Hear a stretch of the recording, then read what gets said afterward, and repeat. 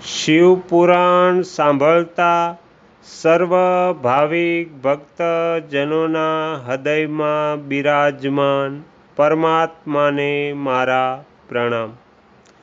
શિવપુરાણના અત્યાર સુધીમાં આપણે 122 ભાગ સાંભળ્યા છે। આજે આપણે 123મો ભાગ સાંભળીશું। હરિ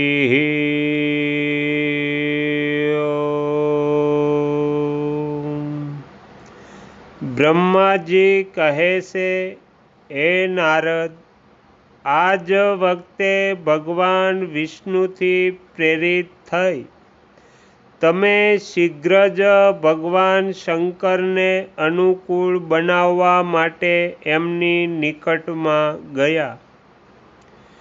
ત્યાં જઈને દેવતાઓનું કાર્ય સિદ્ધ કરવાની ઈચ્છાથી વિવિધ પ્રકારના સ્તોત્ર દ્વારા તમે રુદ્રદેવને સંતુષ્ટ કર્યા।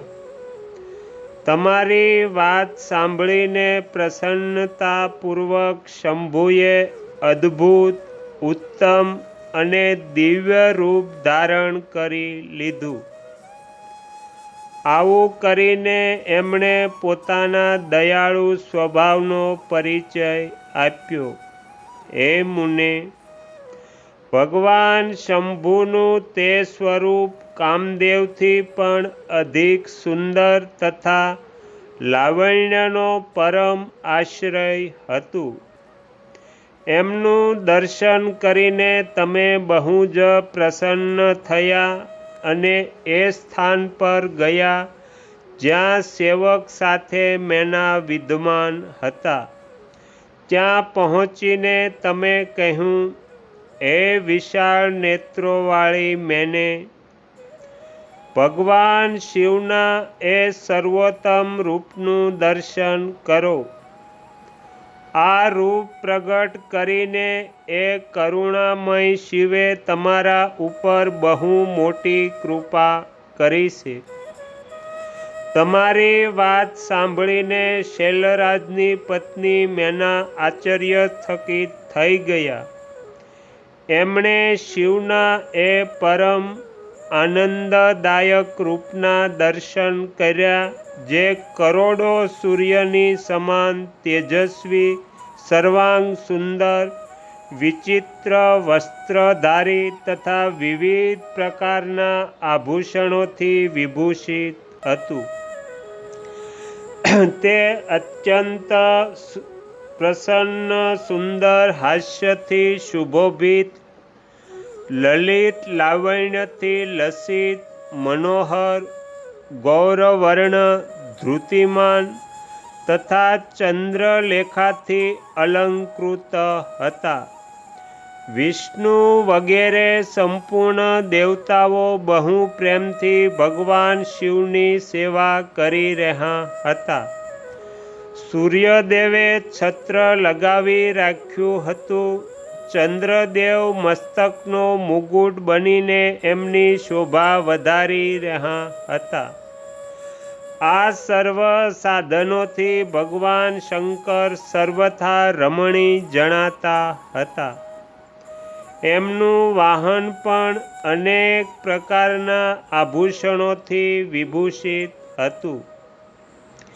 એની મહાશોભાનું વર્ણન થઈ શકે તેમ નથી। ગંગા અને યમુના ભગવાન શિવને સામર ઢાળી રહ્યા હતા અને આઠેય સિદ્ધિઓ એમની આગળ નાચી રહી હતી। એ સમયે હું ભગવાન વિષ્ણુ તથા ઇન્દ્ર આદિ દેવતા પોતપોતાના વેશને સારી પેઠે વિભૂષિત કરીને પર્વતવાસી ભગવાન શિવની સાથે ચાલી રહ્યા હતા।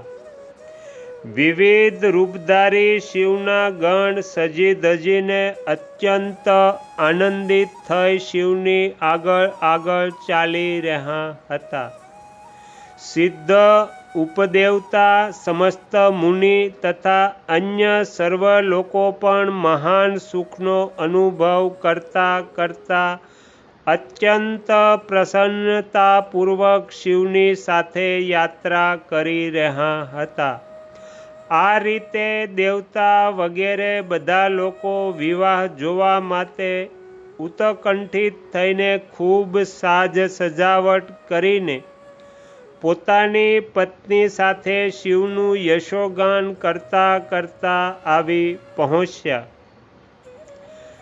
વિશ્વાવસુ વગેરે ગંધર્વ અપ્સરાઓની સાથે થઈને શંકરજીના ઉત્તમ યશનું ગાન કરતા કરતા એમની આગળ આગળ ચાલી રહ્યા હતા.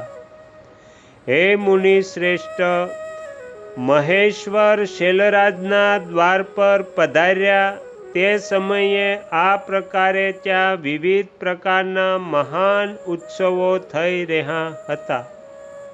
હે મુનીશ્વર, એ સમયે ત્યાં શિવની જેવી શોભા દેખાઈ રહી હતી એનું વિશેષ રૂપે વર્ણન કરવામાં તો કોણ સમર્થ થઈ શકે? એમને આવા વિલક્ષણ રૂપમાં જોઈને મેના ક્ષણભર તો ચિત્રવત થઈ ગયા. પછી ખૂબ જ પ્રસન્નતાથી કહે છે, હે મહેશ્વર, મારી પુત્રી ધન્ય છે, જેણે બહુ ભારે તપ કર્યું અને એ તપના પ્રભાવથી આપ મારા આ ઘરમાં પધાર્યા. પહેલાં મેં જે આપની અક્ષયમ નિંદા કરી હતી એને હે મારી શિવાના સ્વામી શિવ, આપ ક્ષમા કરો અને આ સમયે પૂર્ણતઃ પ્રસન્ન થઈ જાઓ. બ્રહ્માજી કહે છે, હે નારદ, આ રીતે વાત કરીને ચંદ્રમૌલી શિવની સ્તુતિ કરતા શૈલપ્રિયા મેનાએ એમને હાથ જોડીને પ્રણામ કર્યા. એટલામાં જ ઘણી બધી પૂરવાસીની સ્ત્રીઓ ભગવાન શિવના દર્શનની લાલસાથી અનેક પ્રકારના કામ છોડીને ત્યાં આવી પહોંચી. જે જેવી હતી તેવી જ અસ્તવ્યસ્ત રૂપે દોડતી ચાલી આવી. ભગવાન શંકરનું એ મનોહર રૂપ જોઈને એ બધા મોહિત થઈ ગયા. શિવના દર્શનથી હર્ષ પામીને પ્રેમપૂર્ણ હૃદયવાળી તે નારીઓ મહેશ્વરની એ મૂર્તિને પોતાના મનોમંદિરમાં બેસાડીને આ પ્રમાણે કહે છે, ઓહો, હિમવાનના નગરમાં રહેનારાઓના નેત્ર આજે સફળ થઈ ગયા. જે વ્યક્તિઓએ આ દિવ્ય સ્વરૂપના દર્શન કર્યા છે, જરૂર એમનો જન્મ સાર્થક થઈ ગયો છે. એનો જ જન્મ સફળ છે અને એની જ બધી ક્રિયાઓ સફળ છે. જેણે સંપૂર્ણ પાપનો નાશ કરનારા સાક્ષાત શિવના દર્શન કર્યા છે. પાર્વતીએ શિવ માટે જે તપ કર્યું છે એ દ્વારા એમણે તો પોતાના બધા જ મનોરથ સિદ્ધ કરી લીધા છે. શિવને પતિ રૂપે પ્રાપ્ત કરીને શિવા ધન્ય અને કૃતકૃત્ય થઈ ગયા છે. જો વિધાતા શિવા અને શિવની આ જુગલ જોડીને સાનંદ એકબીજા મેળવી ન દે તો એમનો આખો પરિશ્રમ નિષ્ફળ થઈ જાત. આ ઉત્તમ જોડીને મેળવીને બ્રહ્માજીએ બહુ જ સારું કાર્ય કર્યું છે. એથી સર્વથા બધા જ કાર્ય સાર્થક થઈ ગયા છે. તપસ્યા વગર તો મનુષ્યોના માટે શંભુના દર્શન દુર્લભ જ છે.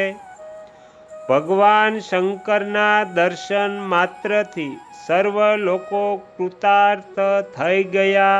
જે સર્વેશ્વર ગિરજાપતિ શંકરના દર્શન કરે છે તે બધા જ પુરુષો શ્રેષ્ઠ છે અને અમે બધી જ સ્ત્રીઓ પણ ધન્ય છે. બ્રહ્માજી કહે છે, હે નારદ, આવી વાત કહીને એ સ્ત્રીઓએ ચંદન અને ચોખાથી શિવનું પૂજન કર્યું અને બહુ આદરથી એમના ઉપર મંગળ દ્રવ્યોની વર્ષા કરી. એ બધી સ્ત્રીઓ મેનાની સાથે ઉત્સુક થઈને ઊભી રહી અને મેના તથા ગિરિરાજના પરમ સૌભાગ્યની પ્રશંસા કરવા માંડી. એ મુને, સ્ત્રીઓના મુખથી એવી શુભ વાતો સાંભળીને વિષ્ણુ વગેરે સર્વ દેવતાઓની સાથે ભગવાન શિવને બહુ જ હર્ષ થયો. તો અહીંયા શિવપુરાણનો 123મો ભાગ સમાપ્ત થાય છે. હવે પછીના વિડીયોમાં આપણે 124મો ભાગ સાંભળીશું. તમે તમારો કિંમતી સમય આપી એકાગ્રચિત્તે પ્રસન્નતાપૂર્વક શિવપુરાણ સાંભળ્યું એ બદલ હું આપ સૌનો ખૂબ ખૂબ આભાર વ્યક્ત કરું છું અને આશા પણ રાખું છું કે તમને સાંભળવું ગમ્યું હશે. જો ગમ્યું હોય તો બીજા 5 લોકોને પણ સંભળાવજો. શ્રી સદગુરુ દેવની જય. આગળના વિડીયો જોવા માટે આ ચેનલને સબસ્ક્રાઈબ કરો અને જો આ વિડીયો પસંદ આવ્યો હોય તો લાઈક કરો.